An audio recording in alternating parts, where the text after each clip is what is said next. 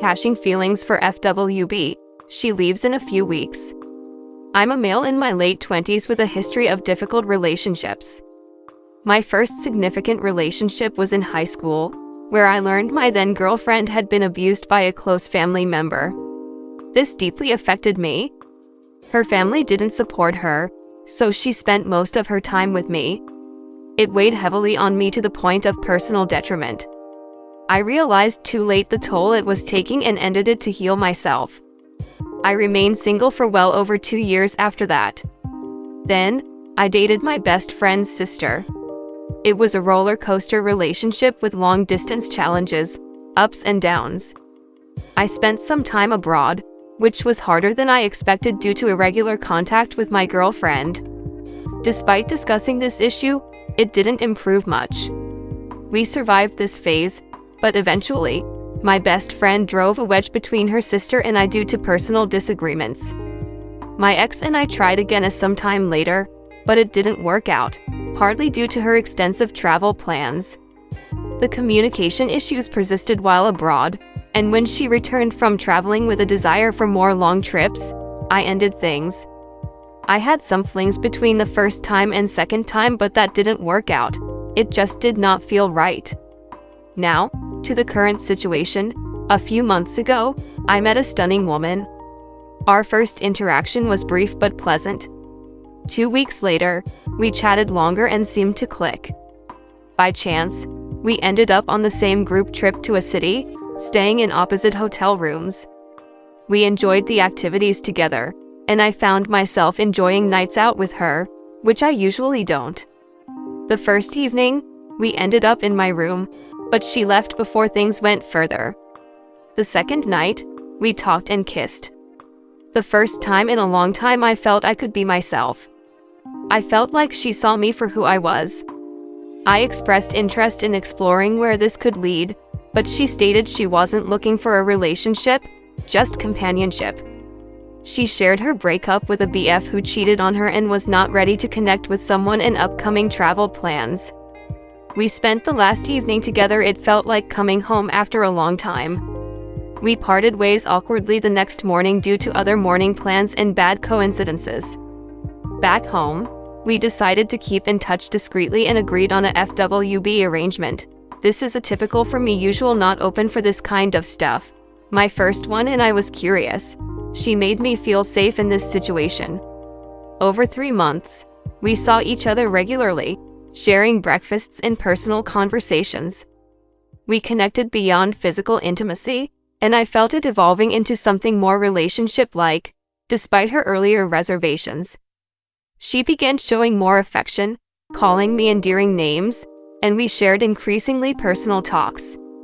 When asked how I felt about our arrangement, 2 weeks ago, I admitted being relieved about an endpoint to our arrangement, but deep down, I felt she could be a life partner. This relationship feels different from my past ones, and for the first time, I can be myself, sharing inside jokes and genuine connections. With her departure 2 weeks away, I'm conflicted. Part of me wants to express my feelings before she leaves, but I also don't want to burden her, knowing her stance from day one and agreeing to it. Yet, I can't help but feel she might have feelings for me too. Or is this normal in a FWB situationships? Or is this how normal relationships need to feel? Story 2. How do I tell my fiancé that she is a terrible driver? I'm a guy, and I recently got engaged to my fiancé. She is the love of my life and I fall head over heels for her over and over again every single day. She is my safe space, she best friend, my confidant, my home. She brought back my inner child and has helped me heal from trauma and pain that she didn't cause. She's the best thing that has ever happened to me and I don't know how I got by without her for so many years. Now here's the issue at hand. She thinks she's a really good driver. Anytime driving comes up in conversation, which to be fair isn't much, she says that she's a really good driver. Since we were long distance for part of our relationship, I believed her at first. But from the very first time I rode in the car with her driving, I immediately realized the truth. She's a terrible driver. flooring it every time she needs to accelerate, braking really late at stoplights and getting way too close to the stopped car in front of her, and not being able to maintain a steady speed on the interstate. On road trips, I usually just drive the whole way and tell her I'm fine whenever she offers to drive and let me take a break. I really am fine to drive for long stretches, but I do get exhausted. I do this because being in the car while she is driving is very scary to me because of how she drives. Well, on a recent road trip, I was once again trying to drive the whole distance, but I finally had to tap out or else risk falling asleep at the wheel. So she began her turn driving while I tried to take a nap. Immediately, she floored it to get up to speed.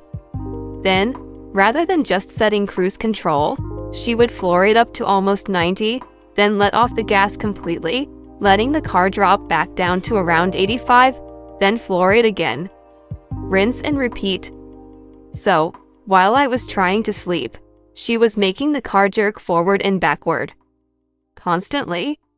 I figured maybe she didn't know where the cruise control buttons were, since this was a different car than we usually drive, so I pointed it out. She simply said no, I'm okay, and continued to do her thing. I did not get much rest.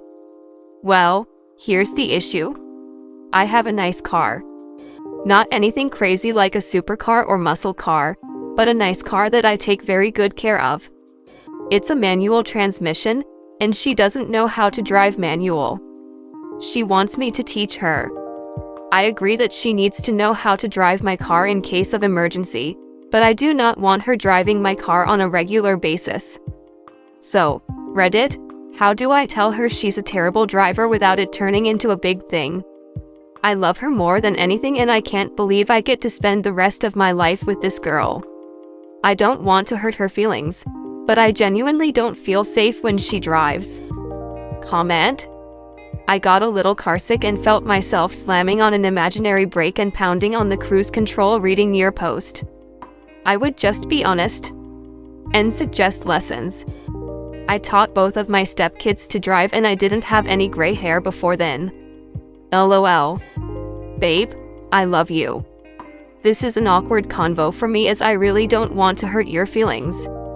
The thing is, you mentioned wanting to learn to drive my vehicle, so I've been thinking about that. I want to teach you, but I may not be the best teacher.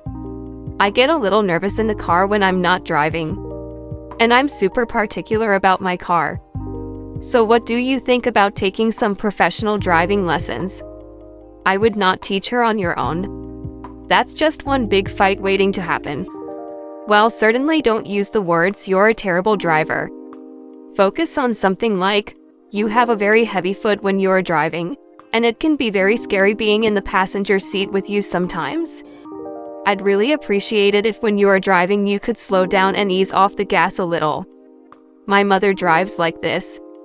As a child I thought I had horrible motion sickness in cars, but as it turns out, not everyone drives like they're in a boat in choppy waters.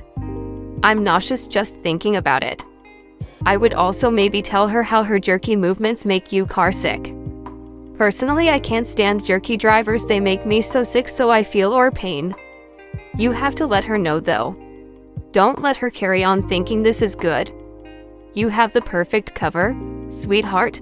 I know that you need to learn stick to be able to take my car in an emergency, so I thought we could start off with a driving school refresher course first. I am sorry if I sound anal, but my care means a lot to me. I have researched it, and the more extensive experience that someone has driving automatic, the easier it is to learn manual. Come on, it will be fun. Story 3. My husband resents me. How can we get past this? Context. We have been together for 7 years, married for 2. I have a chronic autoimmune disease that causes periods of severe pain and illness.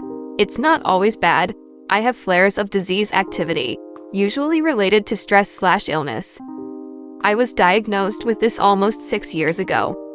I was also diagnosed with autism and ADHD last year, after suspecting I had ADHD for several years.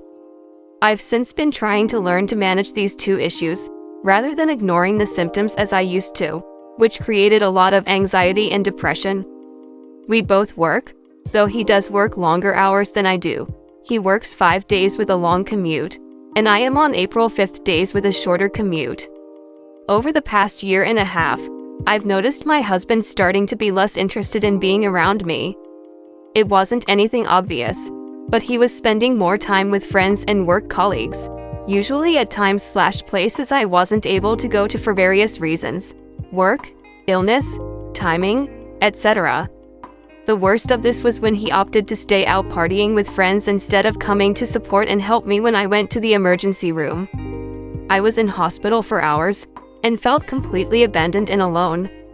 This ended in a big argument, and he promised it wouldn't happen again, and things between us improved a bit.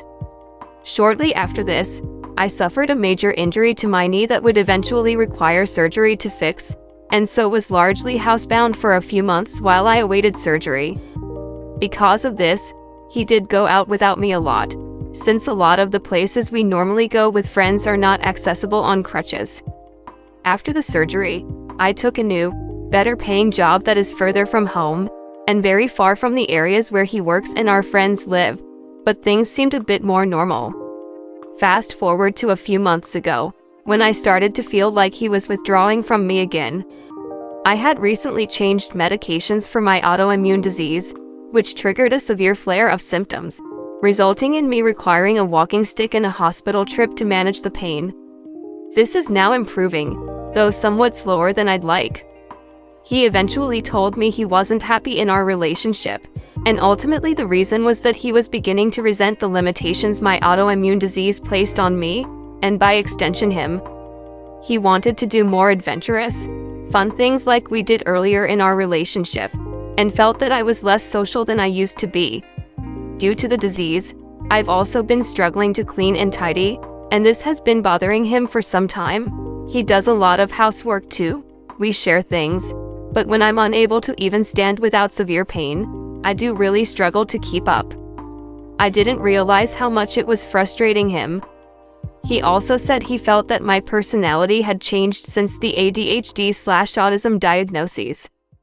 Because of all this, he wasn't sure he wanted to stay married to me long term. This was obviously devastating to me, and came out of absolutely nowhere, from my perspective. It took a few weeks to get the full list of issues from him, and a lot of poking and prodding on my end to get him to talk to me, and it did nearly end our relationship entirely. During this time, there were more instances of him leaving me alone to go out with our mutual friends.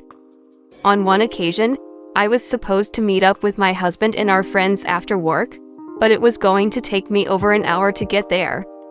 Last minute, he said not to bother going all that way since he was leaving soon anyway, so I stayed home and waited for him to come home. He ended up staying for several hours longer, and I spent the entire evening alone. It hurt to have him tell me weeks ago that I was becoming antisocial, and then have it feel like he was preventing me from going out. This of course started another fight once he'd gotten home. After several talks about our relationship, we agreed to work on the issues we were having. I started trying to plan more fun activities that I can do, and I am putting more effort into cleaning and tidying up after myself, managing the housework better, etc. In return, I asked that he try to communicate with me more, because I truly had no idea that these issues were causing him so much stress. It's killing me that he has been letting these frustrations build up until he was considering breaking up with me. I also asked that we both focus on making each other our priority, because I have been feeling like I'm not as important to him as I used to be. We will also both be starting therapy. Communication is a struggle. I try to talk to him, but it's always me doing the talking and he reacts to what I say. He doesn't initiate any conversations, and rarely tells me how he's feeling/what he's thinking. I know everyone communicates differently, but I swear it never used to be this difficult between us. He gets frustrated and annoyed when I want to talk, and often asks for time to think, but when I agree, it just never gets brought up again. I have asked outright if there is someone else in his life, given the seemingly sudden changes, but he has vehemently denied this. Now, it's clear we are both making an effort, but I'm still terrified that he doesn't love me anymore, at least not the way he used to. Being resented and abandoned because of my disease has been a deep fear of mine since I was diagnosed, and I have told him about that. I even told him, not long after diagnosis, that I know he didn't sign up to have a disabled partner, and that if he didn't think he could cope, I wouldn't hold it against him if he left then. I didn't want to get to years down the road, married, etc., before he decided he couldn't cope. I realize how difficult it must be to be in a relationship with me, with all the issues I have, but these are things I can't change. I don't want to be sick, but I am. I don't have a choice. He does have a choice. I have started to write this post dozens of times over the last few weeks, and deleted every draft because I'm worried what people will say, worried about my husband finding it, worried I'm just overreacting. Please help me, brains of Reddit. I love my husband with all my heart, and I would do anything for him. I'm scared that he can't love me the way he used to, and I'm scared that it's because of my disease and neurodivergences, two things that I can't change about myself. How can we fix this? Have my issues ruined our marriage before it even really started?